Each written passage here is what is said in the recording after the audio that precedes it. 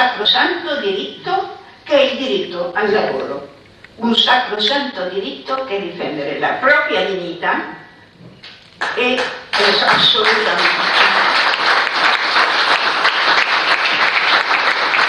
Vediamo un po' com'è la situazione. Allora, siccome parlo molto a dei ragazzi, allora mi dico, ma cosa? Dacci un esempio. Dico, guardate, l'esempio che vi posso dare è un principio come per pensare un'idea possibile. Allora, se ti viene un'idea, tanto non ti appartiene, la devi condividere. Anche internazionalmente, perché l'unione fa la forza e se bisogna ripensare a cosa fare, beh, è meglio metterci tutti insieme perché non è tanto facile.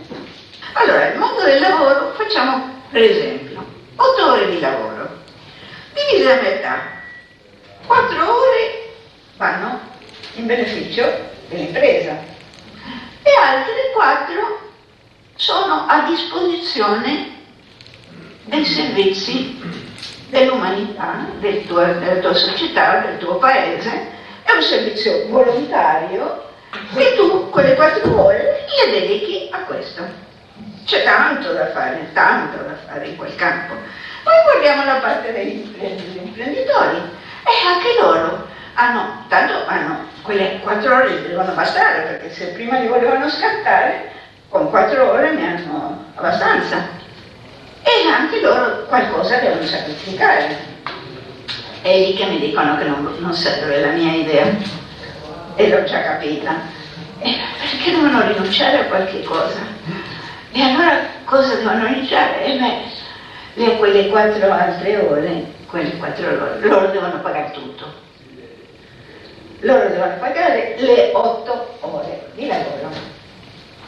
Allora mi suggeriscono, non è necessario che li paghi l'imprenditore, può pagarle lo Stato, la città. E sono tutte cose molto difficili.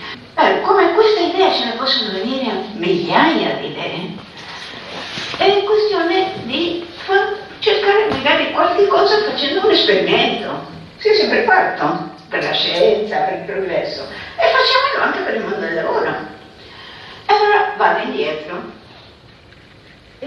su tutta la mia vita, quella di mia figlia, quella di tutte le persone che in questo mondo hanno sognato un mondo migliore, un mondo dove ci sia una vera giustizia sociale. Dico che c'è la giustizia dei tribunali, ultra necessaria, assolutamente, ma c'è anche necessità della giustizia sociale. L'abbiamo sognata noi da giovani e in tutta la vita l'abbiamo conservato questo sogno. A volte ti dicono, ma sono tutte utopie, non è vero, non vedi che non si arriva mai a niente. E io dico, l'utopia è una strada. Qualche volta l'utopia si trasforma in realtà. Cerchiamo che sia così, e se no non arrendiamoci. Non arrendiamoci assolutamente. Quando parliamo di noi madri, guardate che non siamo mai state eroine. Il principio, la nostra cosa veniva dalle nostre viscere, avevamo bisogno di sapere cosa era successo ai nostri figli e salvarli. Poi siamo diventati un movimento di resistenza. Questo è tra parentesi. Ma è sempre così. Nella vita ci troviamo di fronte spesso a delle tragedie che stanno cominciando e delle situazioni come questa che sto affrontando adesso, che è quella del mondo del lavoro. Ma in tutta questa storia c'è una cosa fondamentale, è l'educazione. Ed è assolutamente quella. Mia figlia la pensava così, aveva finito la scuola secondaria, doveva entrare all'università, aveva pensato di entrare in una carriera che in Argentina si chiama Ciencia de la Educación, perché considerava per la base assoluta, per arrivare a realizzare quei sogni, è l'educazione. E allora io adesso vi riporto al mondo del lavoro e al mondo dei sindacati.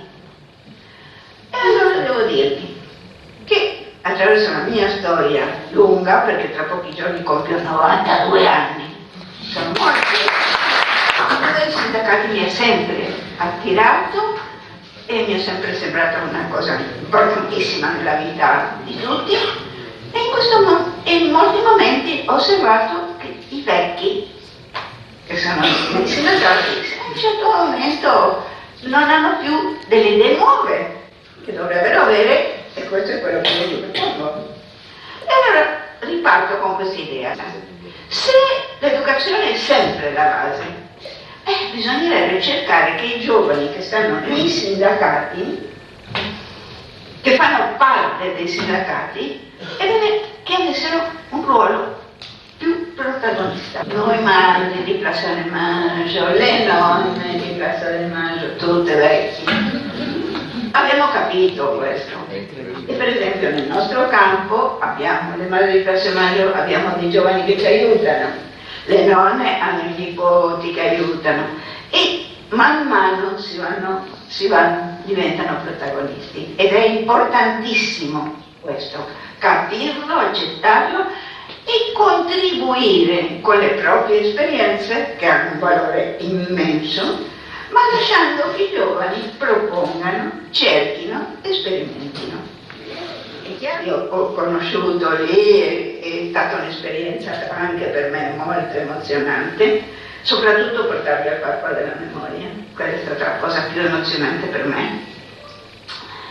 E a volte mi vengono anche le lacrime.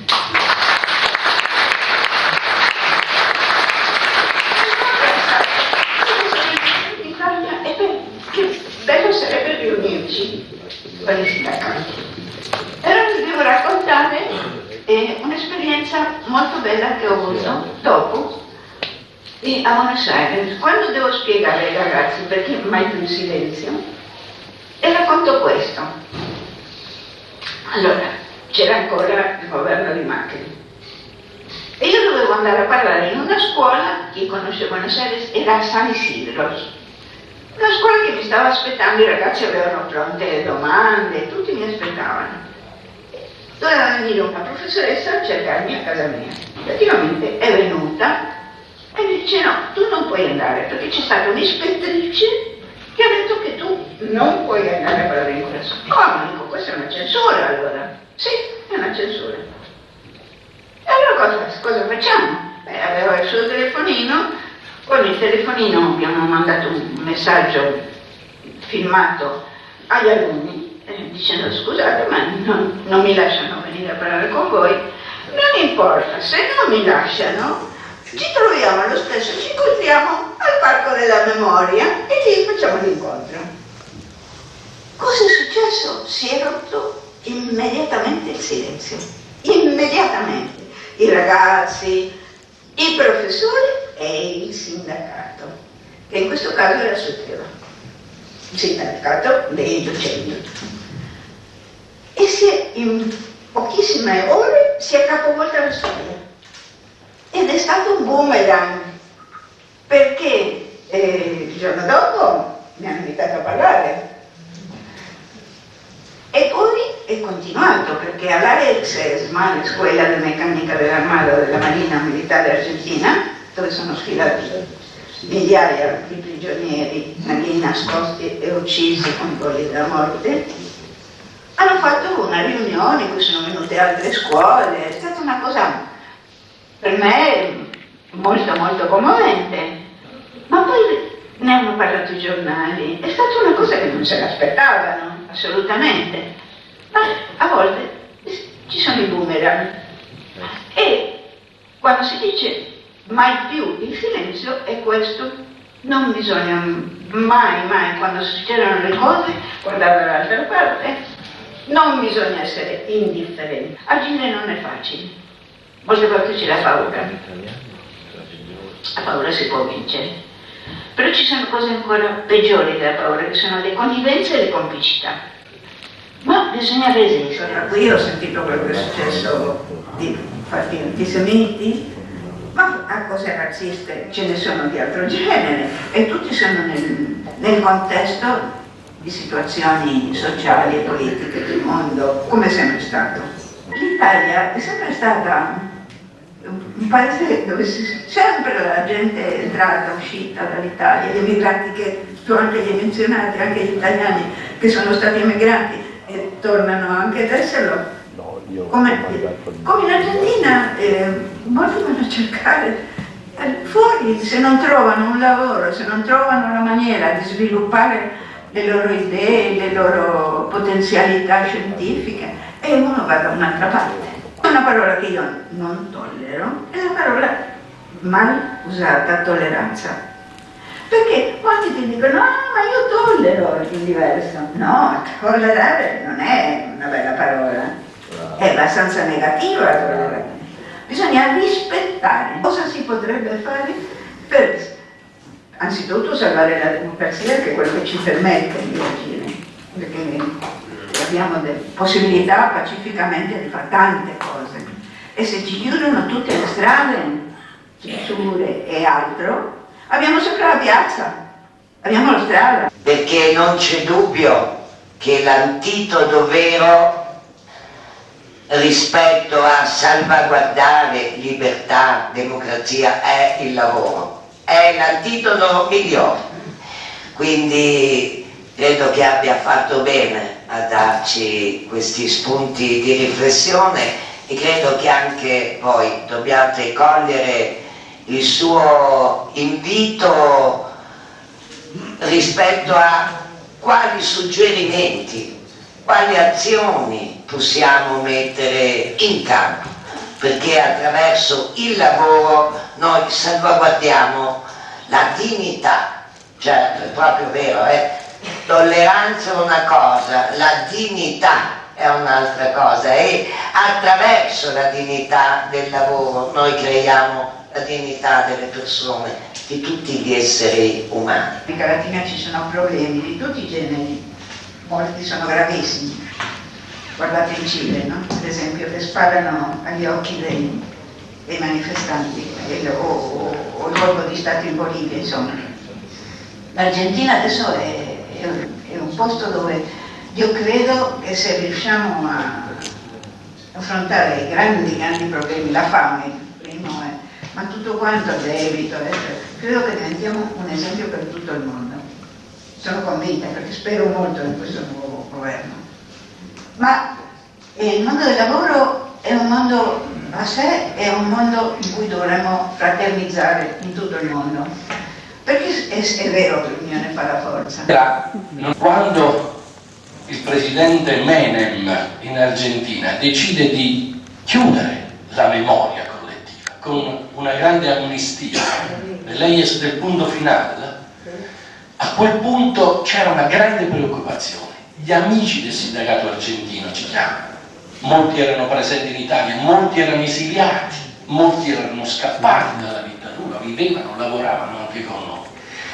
Pensammo in quel momento che si poteva aprire invece dei processi fuori dall'Argentina e lo facemmo in Spagna, Francia e Italia. Italia fu il primo paese che riuscì a portare una sentenza. Per costruire quei processi noi individuammo dei cittadini argentini di origine italiana.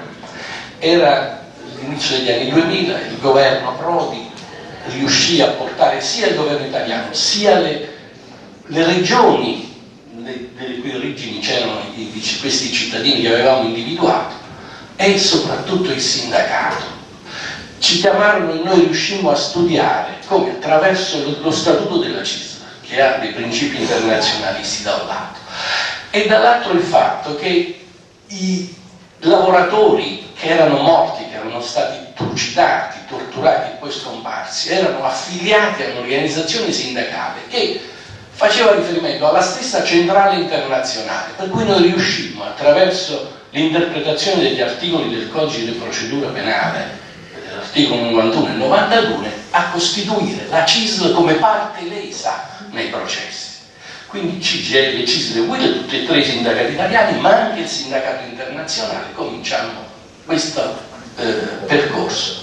Grazie a Micaela Bracco, grazie a Micaela qua. Micaela è la responsabile del nostro INAS in Argentina. Fu attraverso quel canale che noi portammo in Italia Estela Carlotto, Angelita Boità, Vera Iara. Noi è stata un impegno straordinario, sono arrivate le prime sentenze di ergastoli. Voi dite, ma perché era così importante questo? Perché rischiavamo la perdita della memoria.